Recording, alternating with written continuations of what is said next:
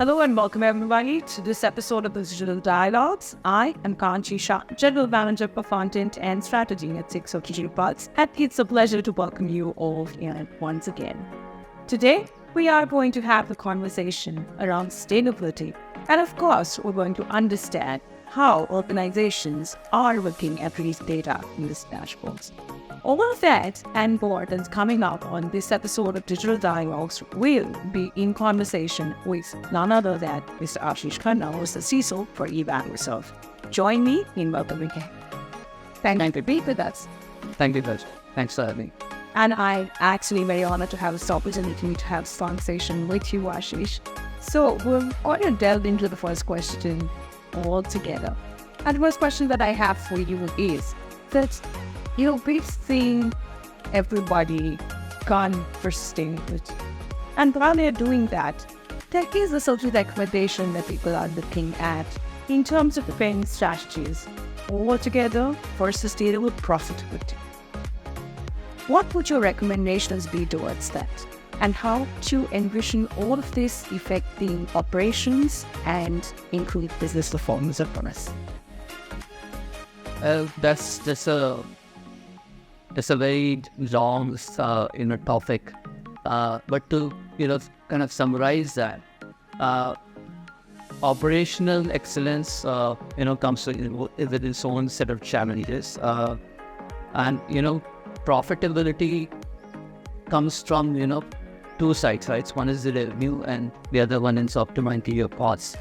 And I think an organization needs to have focus, a very, very clear focus on both. Because it's not that every day you continuously acquire new customers because there's the cost of acquisition and so on. So it is an organization and this equal amount of focus on the cost, right? And continuously optimizing that, avoiding any pilferages, right? That is the way to bring out the sustainable profitability for an organization. Absolutely. We've seen a lot of organizations focus on the triple bottom line. And when it comes to really the triple bottom line, there's a lot that goes into it in terms of the strategies. Are there any cookie-cutter approaches that work towards this, or don't you recommend tailor-made strategies for every particular organization that's looking towards? I think the framework, for all the organizations remain common, right? Whichever industry or vertical you are from. But every organization is unique, right? And especially the operation. I mean, if you're talking about a manufacturing organization vis-a-vis, an ITS organization, it's a completely different dynamics altogether. So, unfortunately, there's no shortcuts there. But, like I said, the framework is there. People should inherit that framework and then customize to their own needs. Brilliant, absolutely. Speaking about, these frameworks and everything being put into place, so we've seen one magic pill that exists with most organizations, and we actually not tapped into the full potential of this certain pill, which is the data that we lost in terms of the organization that we are with. Having spoken about data, there is a lot that goes into reading this data and actually visualizing it, becoming the oil and the soil to give you the kind of, monetization that you would actually want to use the data toward. So in your view, how do you see data reading using dashboards, powering that out of a business? I think, like you said, and then this, we all keep hearing this, that data is the new oil, right?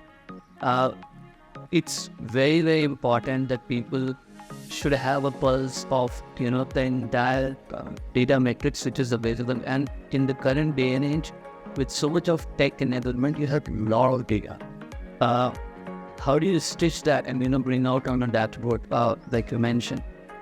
But there's no one common dashboard for anybody and everybody in the organization. So, for a CIO, his KPIs and, the indicators which he wants to see on a dashboard may not be relevant for the CEO or may not be relevant for a CFO. So I think before diving into the tools and looking at what that dashboard is offering you, it's important that one should do that introspection, that what do you want to see, right?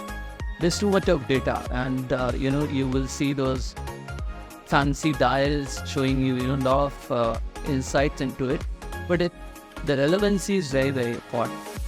So, and all the good tools these days actually offer you to customize that dashboard for yourself. So I would say that you spend time in terms of doing that introspection, that what do you really want to see, and then customize that dashboard for your needs, so that it's available to you in the phase, whenever you need it. That's brilliant. And just taking a set away into the data piece a little bit, to speak about why we're doing all of these dashboarding and reading data to power the kind of data-driven decisions that organizations are looking at. And that available data, layered with security. How do you see data security becoming pivotal at this juncture to power the kind of decisions that boards? Absolutely. It's extremely important. The requirement of data security is, to secure the data. And mind it, when you are saying that, this dashboard or this particular piece of data is important for the CEO to take a decision for the company, right?